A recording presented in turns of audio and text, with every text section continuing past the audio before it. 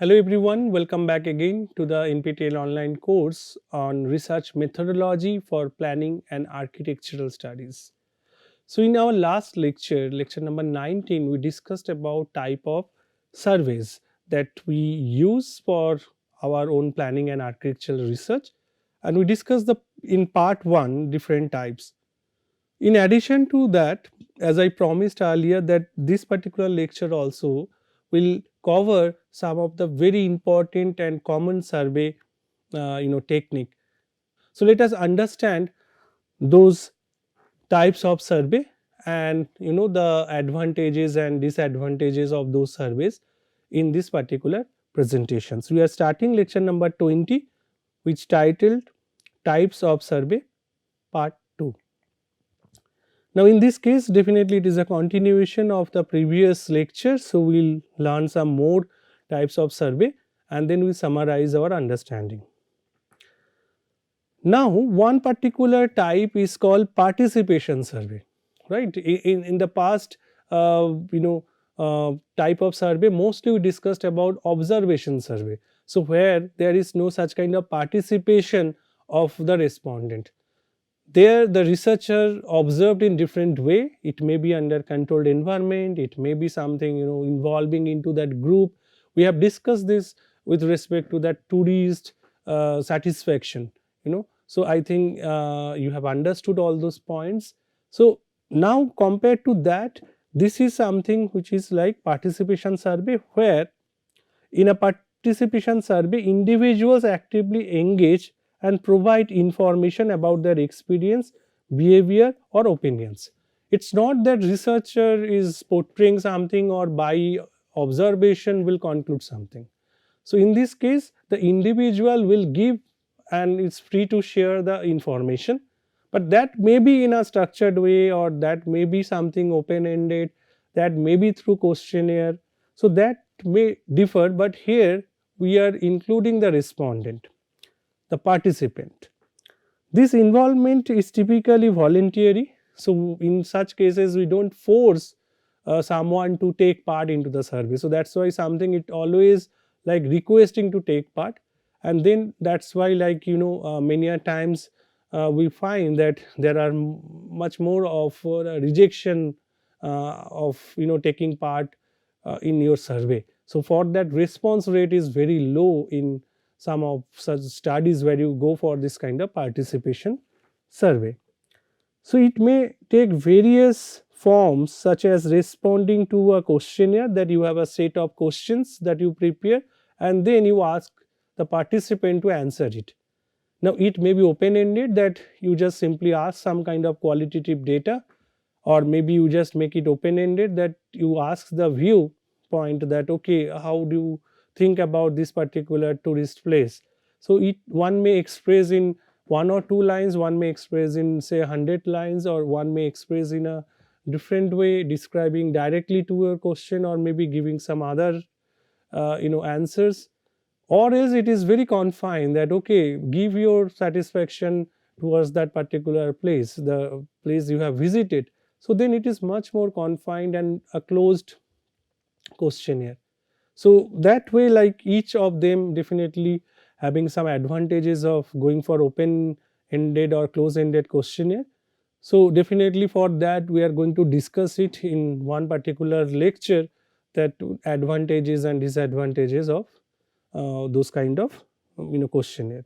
Or it may be interviews, it's not questionnaire, we just spontaneously ask some questions, we may have a checklist and we just ask the viewpoint of the respondent towards that.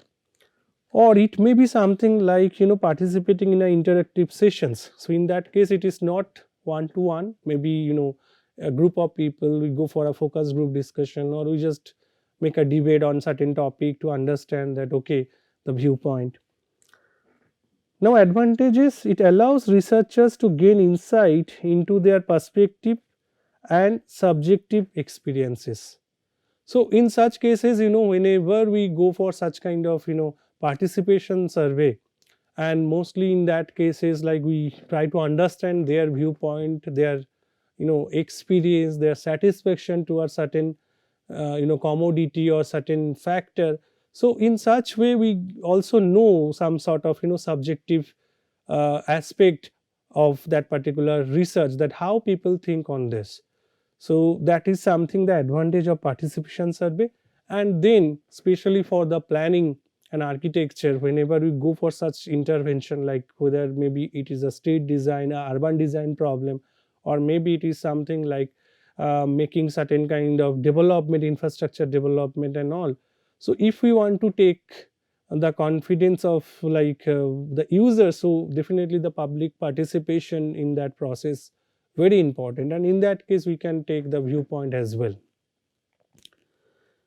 Another survey, that this is something I have used it earlier also, the pilot survey. So what exactly pilot survey? So a pilot survey serves as a preliminary test for survey instrument, ensuring clarity and relevance of questions before a full scale study. That suppose, based on my understanding as a researcher and based on the past literature that I have reviewed, I may come up with certain set of questions and I prepare a questionnaire. Now, I'm not sure that this questionnaire will completely supporting my research questions or the objective for that survey, or else there might be some questions which I missed out because I cannot perceive it with that particular literature that I have reviewed, or maybe I don't know the context. So in such cases you can always go for a pilot survey. You do a limited respondent survey and try to understand that the questions that you have framed, whether they are meaningful, or is there any some other points that you have missed out, or else maybe you fix up certain questions which are much more repetitive. You don't need that additional question into your questionnaire, because the moment you increase the number of questions, it will take some more time for the respondent to response. And there is a concept called respondent fatigue. The moment a question is very lengthy, probably the respondent will lose interest after a certain time, and then maybe will leave your questionnaire in between. So that is another problem, because you cannot utilize that questionnaire fully into your analysis. So pilot testing plays a very crucial role in this aspect. It provides researchers with valuable insight to refine and improve the survey instrument for the full scale study, identifying potential challenges and ambiguities. That's why I'm saying many a times maybe the question is asked in a very technical manner, and then the people that you intend to survey, they don't have any clue of that particular terminology. So how you can simplify, because that question is important to you as a researcher, but how to convey it? Or else, can we give some kind of representation? Can we add certain images? Can we search certain demonstration? Can we show certain video before asking that question? So that improvisation always you can do to make it very simple and understandable to the respondent whom you target for your survey. Next, pilot phase allows for testing the chosen sampling method, ensuring that it yields a representative and manageable sample for the main study. So now in such cases, if you find that okay, so within the pilot study itself you are getting so much of heterogeneity in the answer. So that means there is some sort of heterogeneity present in among the respondent. So for that it will also like instigate you that maybe you have to change the sampling technique, or maybe you have to take more sample into consideration to bring that kind of heterogeneity in your findings, because definitely sampling is something which will represent the population in a better way. So if your sample fails to do that, suppose you just ask somebody and getting some answer, you ask somebody getting a different answer, this way you cannot conclude, right? But whenever you find that okay, overall like it is now converging, the opinion or experience is somewhat representable among the population, so then you can bring some kind of meaningful conclusion out of your research. Next survey is called mail survey. So this is something where it is like a mail interview survey method involves sending questionnaire by mail to respondent. who then complete and return them at their own space. So this is something like, even you can say that's kind of a, earlier we used to have this kind of ballot posting. So who are not able to cast the vote, they have that particular option to send their vote, or that they can cast the vote in a closed envelope and they can send it. Similarly, in this case, we can post the questionnaire and then the respondent will fill and then send it back.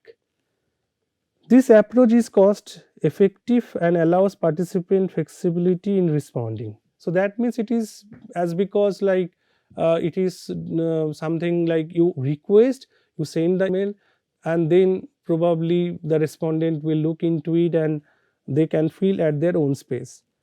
It can be time consuming as well, because in this particular case that maybe somebody is very active in responding, somebody may just give it little low importance to that, or maybe it's, so in that case you don't have much clue on that, okay, when you will get this particular answer. The response rate may be lower than other method as because it is time consuming, and then there is no guarantee that okay, that person will respond to you or not. Compared to that, there is another method called telephone survey. It involves collecting data by contacting participants over the telephone.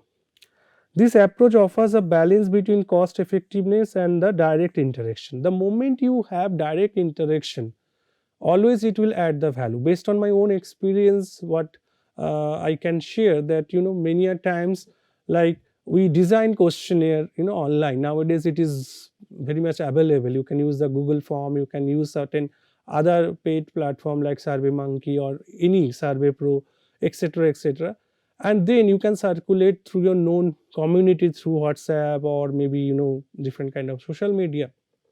But in such cases, what we found that the response is, first of all, it is not coming. You have to remind, and you don't know who are responding, because normally the survey questionnaires are anonymous. You don't ask the personal question like name and all. So you don't know who are responding, and then whether responding seriously, whether they understood the question correctly and then answered, or it is just randomly taking in some of the options. But when you interact, that means whenever a participant will have certain doubt on the questions, because obviously doubt is possible, because as a researcher you feel that all the questions are very clear because you are working on this field, you are very much clear about all those aspects. But when you consider a respondent to answer it, maybe some of the questions like they are confusing. So in that case, whenever we interact, always there is a probability that the respondent will ask you that, okay, can we explain it, what exactly it is, so that it can help me to answer it effectively. So that is possible with this telephone survey. In this case, what is happening, the trained interviewers follow a script and then asking respondent a series of questions and record their responses. So this is again it's something like it's need training, that what you talk, what particular questions you ask, how to ask, sequence, so that you can effectively use it. It is efficient for reaching geographically dispersed population. So say for example, this is some advantage that, okay, so somebody in a particular study you are trying to do a pan India research, or maybe some kind of analysis. So one method is that you go to each and every place and conduct the survey. Other, now you have the phone and which is connected very well, so you can just make a call to that respondent and then you can take the survey. So for that you don't need to make those kind of travel and all. Limitation include potential non-response bias, that something like people just can ignore it. If you randomly call, we can ignore it. So in this particular case, I can give you example. Many a times, after purchasing something from some shop, or maybe after traveling in a particular bus, or maybe in some cases new ventures which are coming in those kind of transportation, food or textile, they will give you a follow up call. and they will ask that, okay, we are thank you for contacting, or thank you for purchasing our product. Then we would like to know your experience. We have to fill up certain questions. So there are two ways that they do. One is something that they normally prompt like that, okay, after this call you will receive one link in your email or in your SMS, just fill up it. Or nowadays it's mostly, they are giving those kind of response form through WhatsApp. Or else they simply call and then ask you some follow up questions. Are you satisfied with this? Okay, what was that particular aspect? Are you satisfied with this? And then they always say that you give answer in yes or no, or maybe you can express something.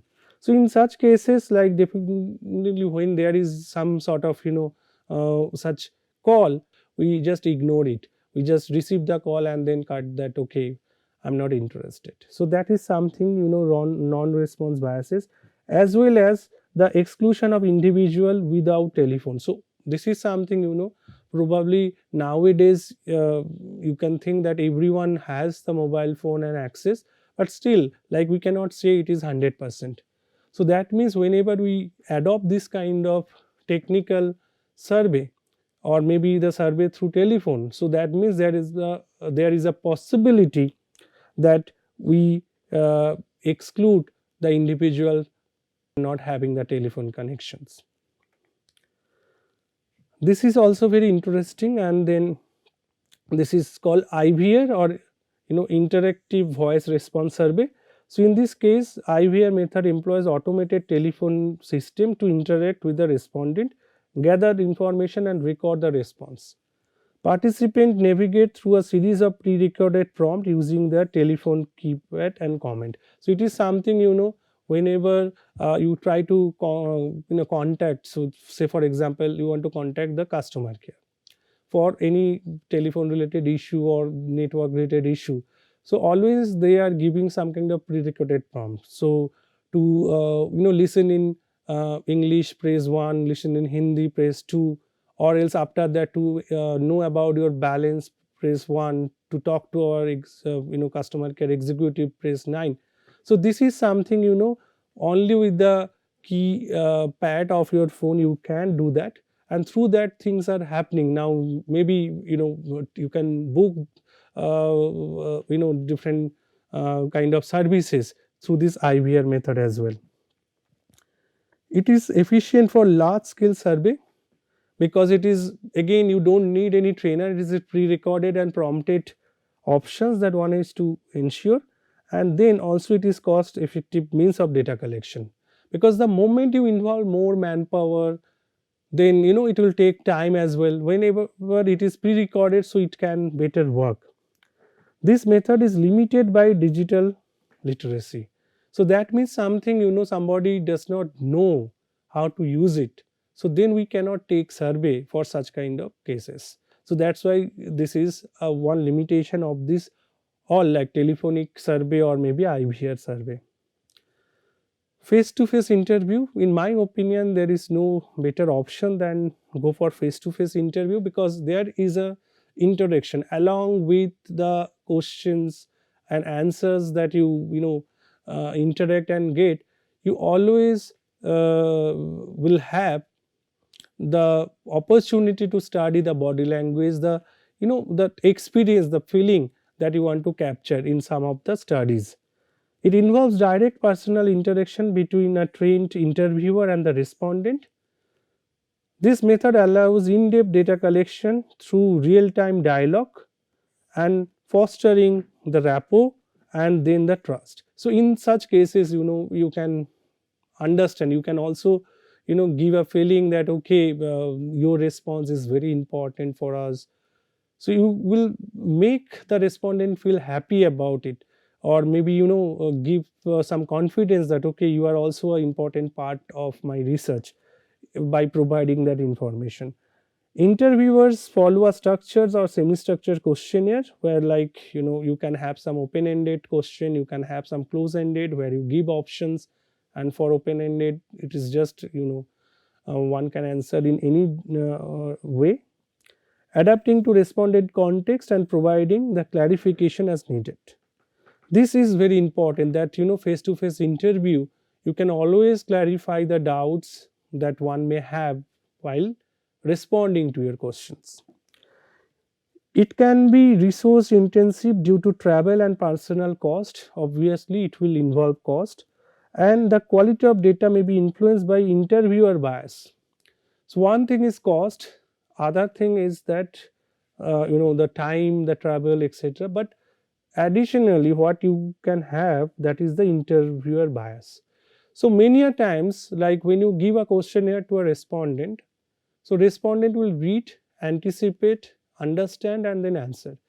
But when you have a reviewer, like you have a particular interviewer, so that interviewer can bias or can influence the respondent to answer. Maybe in such cases, like something, they will ask that should I say yes or no. So ideally it should be like it is your call, but you should not influence that, okay, my intention is to get yes only, so put yes. So those kind of things are also dangerous. Normally, if the interviewer are not well trained, because interviewer is just to facilitate the respondent in terms of clearing doubts, not prompting any action to be taken or giving any clue to any particular option or force the respondent to give that particular option as response. Focus group involve a number of people, typically ranging from 6 to 12 individuals. This number can vary definitely, but it is not very as low as like 1 to 1 is not a focus group, it's not a group itself. So you should have a higher number to gather qualitative insight on a specific topic. The group is generally demographically diverse and led by a moderator. So maybe the researcher or maybe the person assigned for that particular activity will moderate the discussion, will throw up a questions, and then other will give their inputs, and then finally we have to conclude. The moderator takes notes on the group's behavior and the attitude. They are particularly valuable in understanding complex issue, identifying the pattern, and generating in-depth qualitative data. So in that case, in group discussion, we don't normally go for quantifying things. Okay, so it's about the viewpoint. So we can record their options, we can also cross questions, there will be arguments. So based on that, we just derive certain kind of qualitative data for my research. Next is the panel survey. So panel survey method involves repeatedly collecting data from the same group or individual over time. So in this case, like it is also similar to the longitudinal studies, where like we study the same group but in a different time frame to understand the track of their changes in their response, the pattern, certain kind of developing the relationship with that panel cohort. So suppose some perception of some group towards improvement of pedestrian facilities on a particular urban street captured in 2016.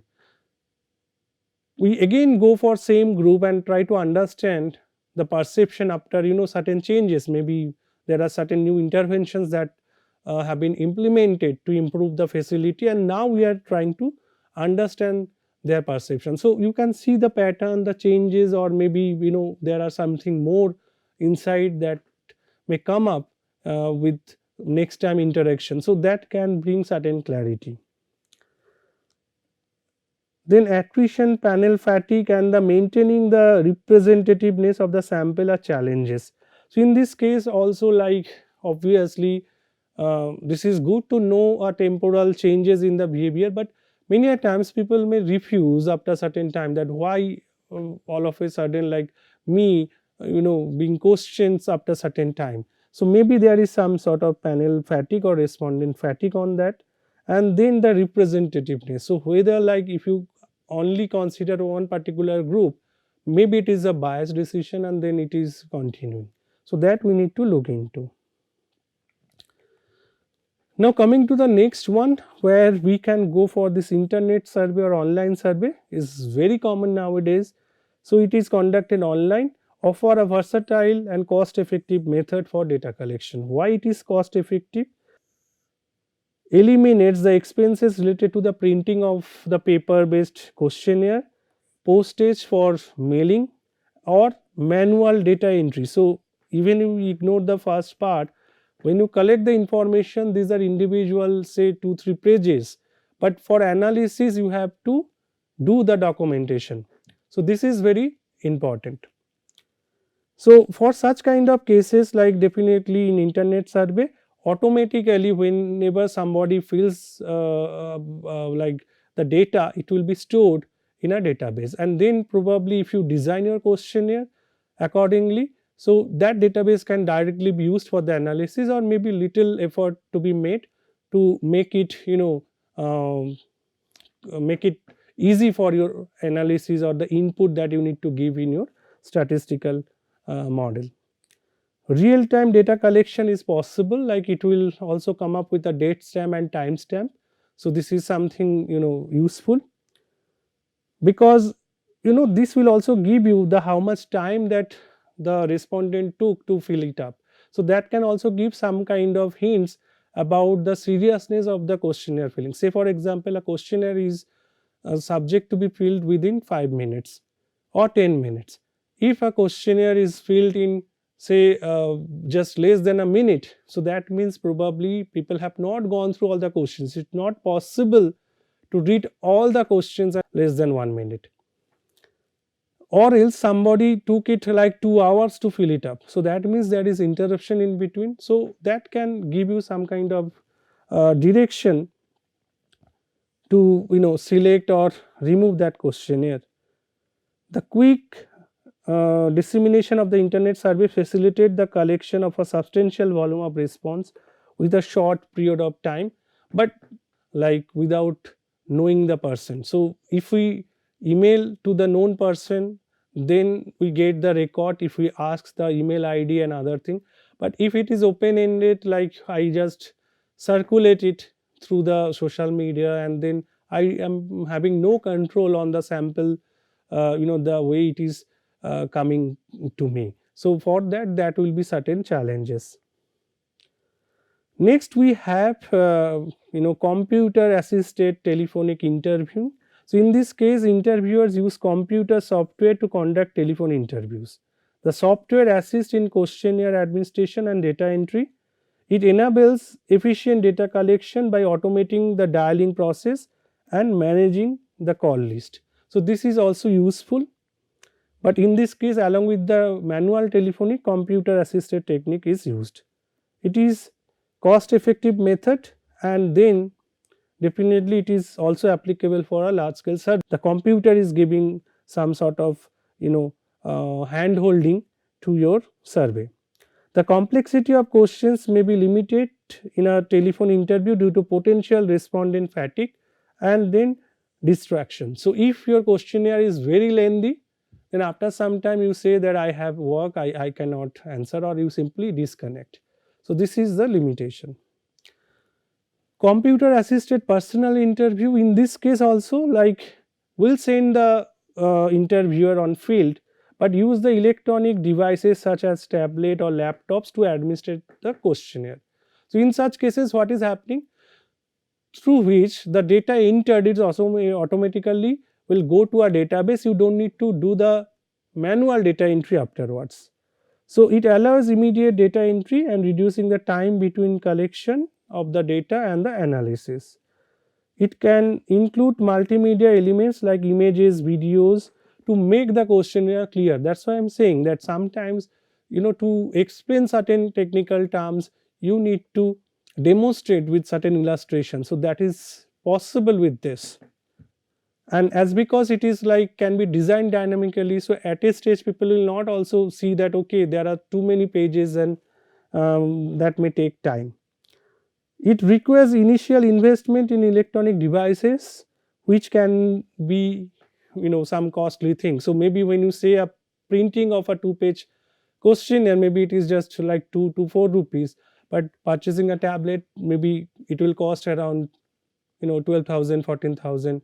But in a long run, whenever like that can kind of tool can be used for such data collection, so it will be very easy. And again, in that case, only it's not the printing cost of the questionnaire, data entry time and the cost involved into it will be also reduced.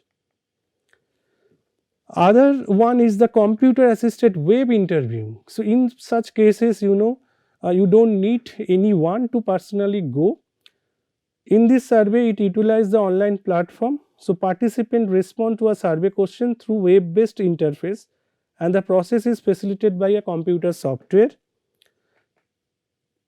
CAWI surveys are self administered, allowing respondent to complete the questionnaire at their own space, and then there you can add certain kind of assistant, that a question is not clear, you can give a help text or the audio, so that one can play that audio to understand it. So this is something is very helpful.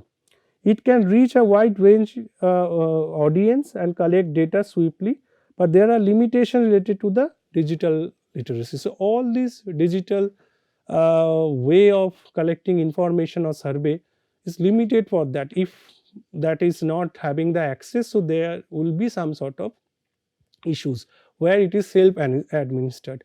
But compared to that, the CAPI is something where we are only using that digital device, so we don't like want, or it is not the requirement that the respondent will have that device. So the interviewer will go with that device to record the data, just to replace the paper pencil based data for like collecting information, and then data entry will be difficult for that, which like CAPI can eliminate. Kiosk survey, this is something again a self administrator e-survey station. So you may say these kind of things in different kind of food stall or different cafeteria where you can give your feedback. So where it is a touch screen based kiosk and you can fill it up, and as the way it prompt you, you can follow up the whole process. So this is again a very interactive, you can do this survey to encourage the participant.